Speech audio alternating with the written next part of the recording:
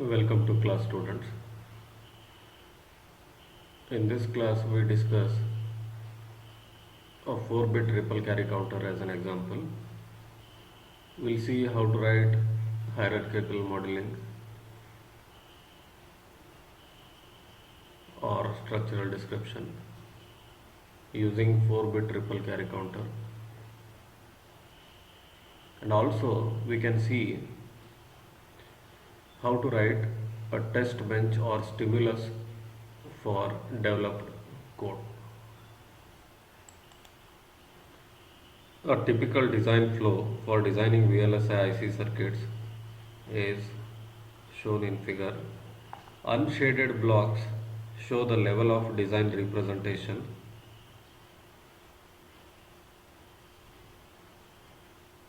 Shaded blocks show processes in the design flow.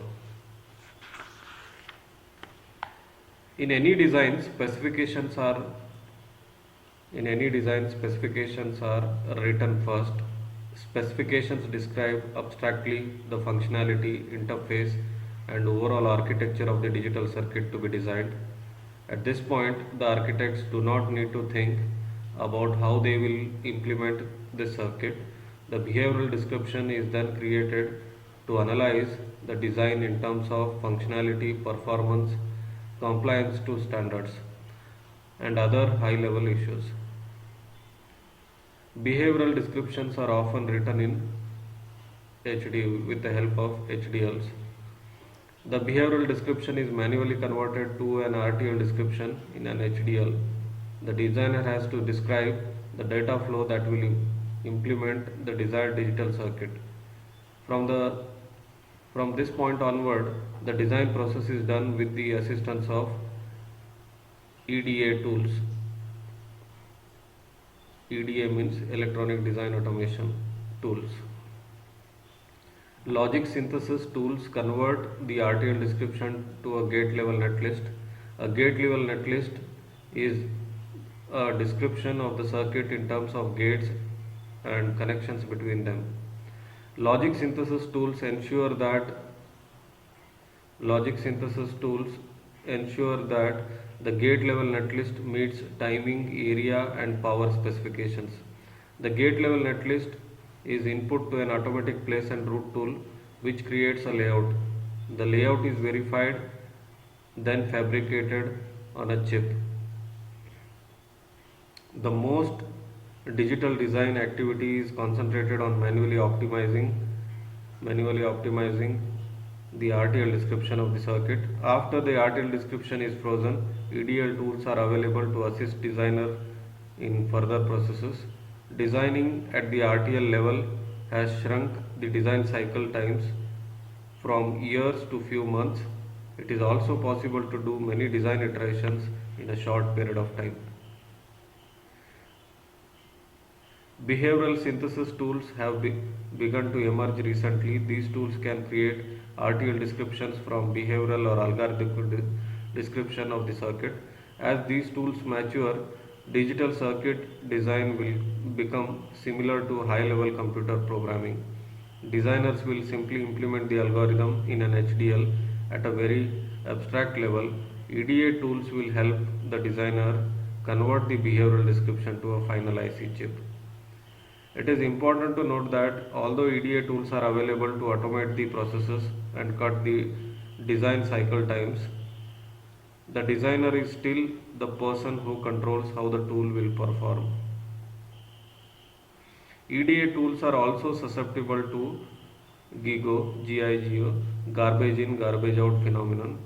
If used improperly, EDA tools will lead to inefficient designs.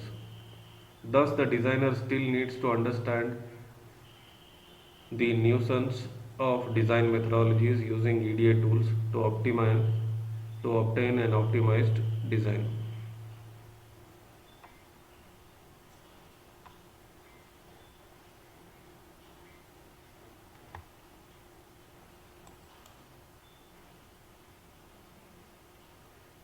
Hierarchical modeling concepts.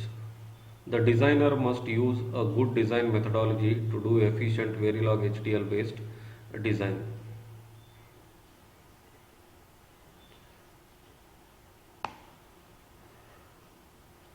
There are two basic types of design methodologies: a top-down design methodology and a bottom-up design methodology. In a top-down design methodology, we define top-level block.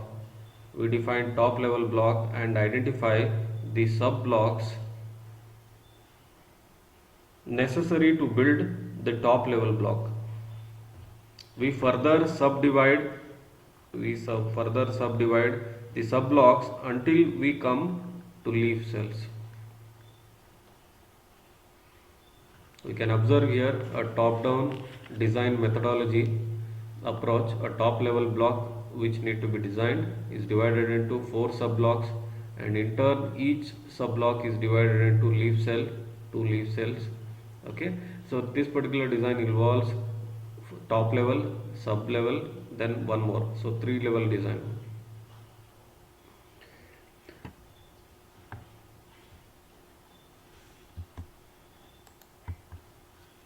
In bottom-up design methodology, we first identify the building block, the process. If you observe, here also you have got top level block, macro cell 1, 2, 3, 4 leaf cells, but you observe the arrow direction. In earlier representation, we have begin our design from top level design, top level block, divided the top level block is written first, then sub blocks are developed, then the leaf cells are developed. But in bottom-up design methodology, leaf cells are developed first, and then leaf cells are combined to form macro cells, and then macro cells are joined to form the top level block.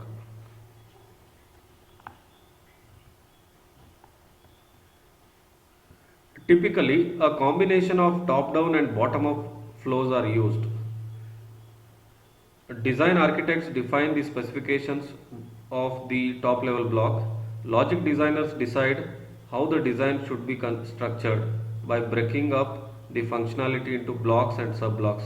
At the same time, circuit designers are designing optimized circuits for leaf level cells. They build higher level cells by using these leaf cells. The flow meets at an intermediate point where the switch level circuit designers have created a library of leaf cells by using switches, and the logic level designers have designed from top down until all modules are defined in terms of leaf cells.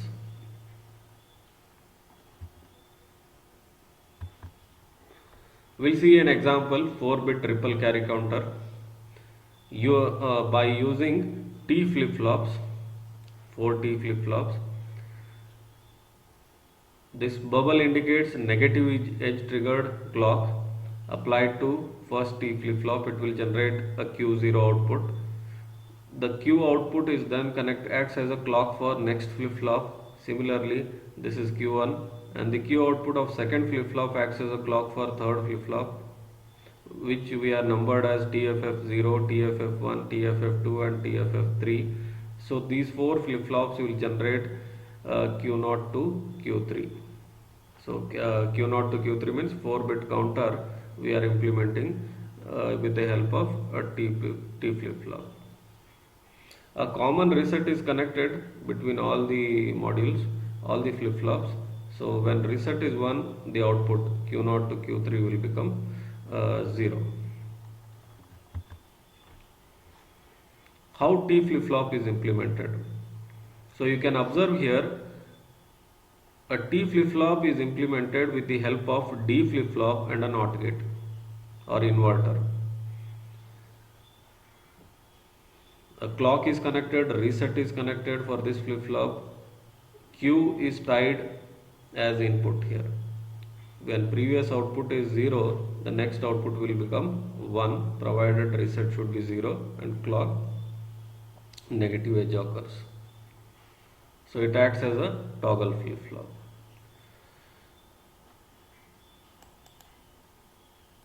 Here you can see the operation of T flip-flop. When reset is 1, previous output Qn refers to the Q output, previous output. Qn plus 1 refers to the next output.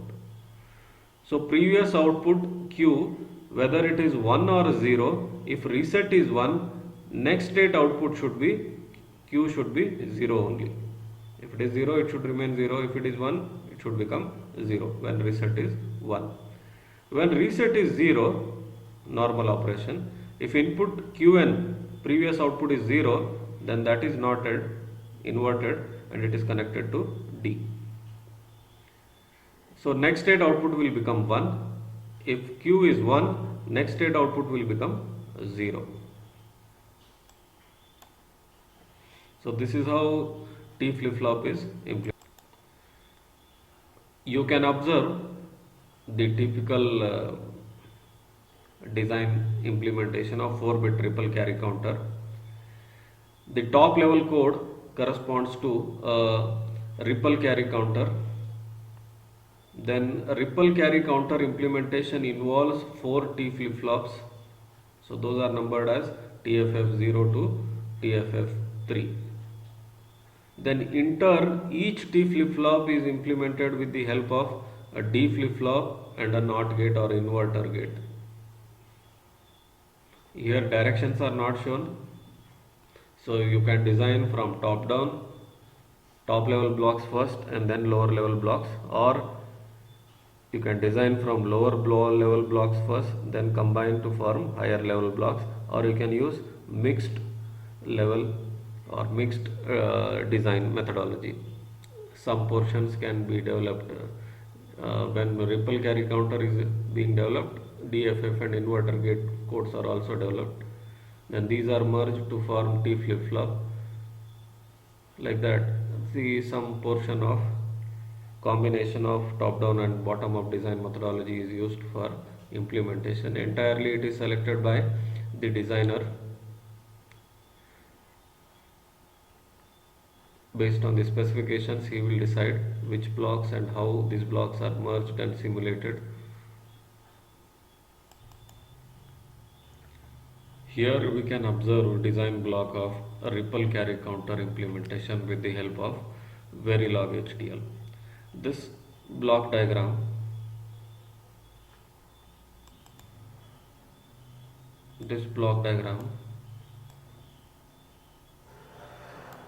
a 4-bit ripple carry counter, a clock signal is connected to T flip-flop. The output of T flip-flop is Q0, and then Q0 is connected to one more T flip-flop. Output is connected as input here, and you can observe a bubble at the input. This bubble indicates that it is negative edge triggered, that is positive to negative going edge will trigger this flip-flop. Similarly, the output of one flip-flop acts as input clock for the next flip-flop. Reset is connected common, tied to all the blocks. When reset is high, output Q0, Q1 and Q2 and Q3 should be 0. When reset is 0, normal operation as a counter should happen. You observe that clock and reset are the inputs, Q0 to Q3 are the outputs. So here you can write module ripple carry counter. This is a name given for module ripple underscore carry underscore counter.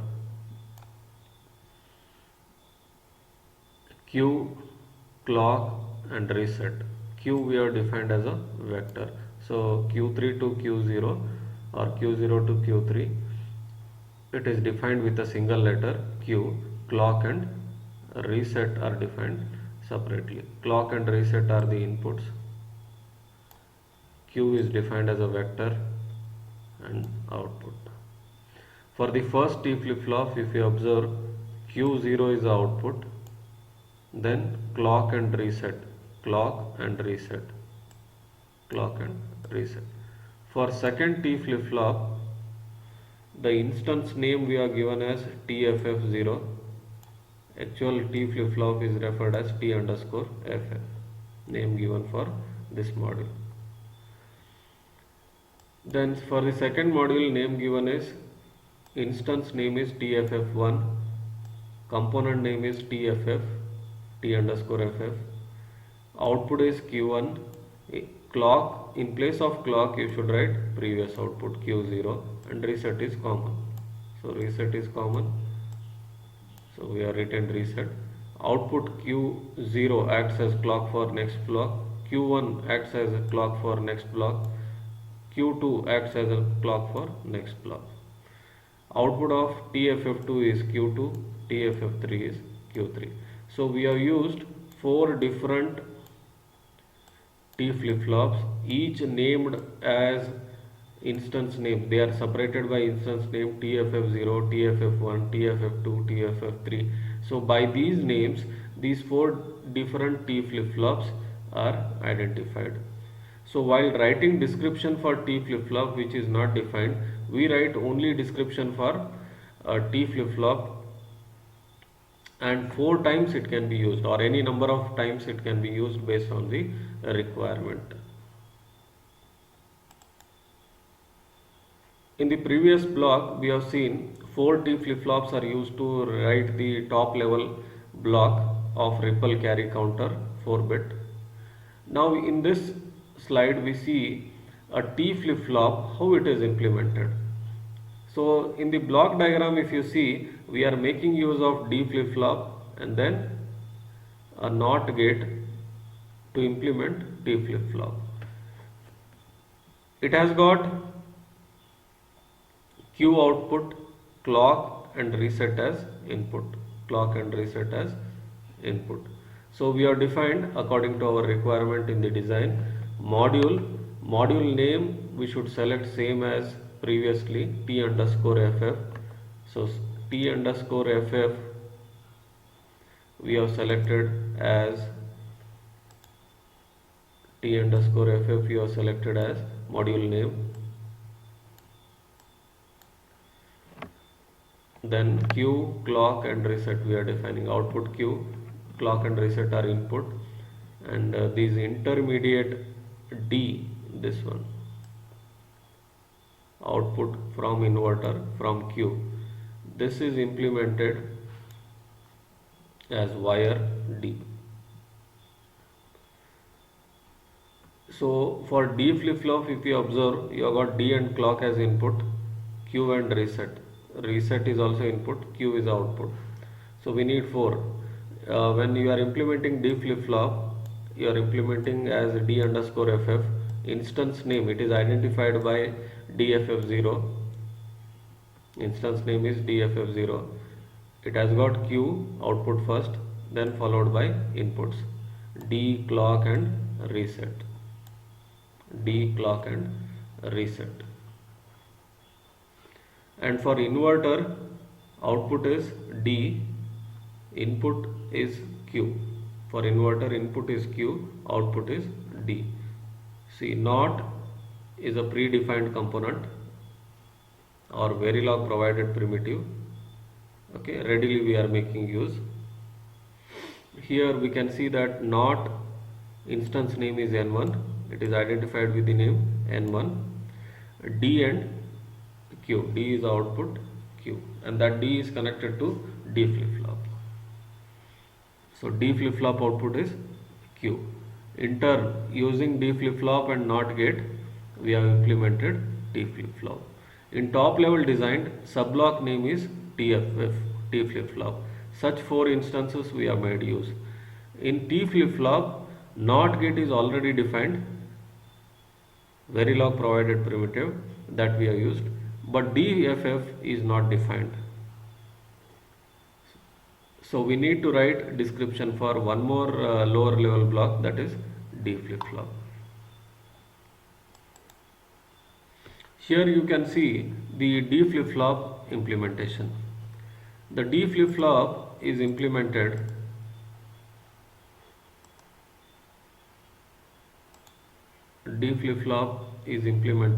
with the help of synchronous reset. This is a comment, / indicates a comment line, module DFF with synchronous reset.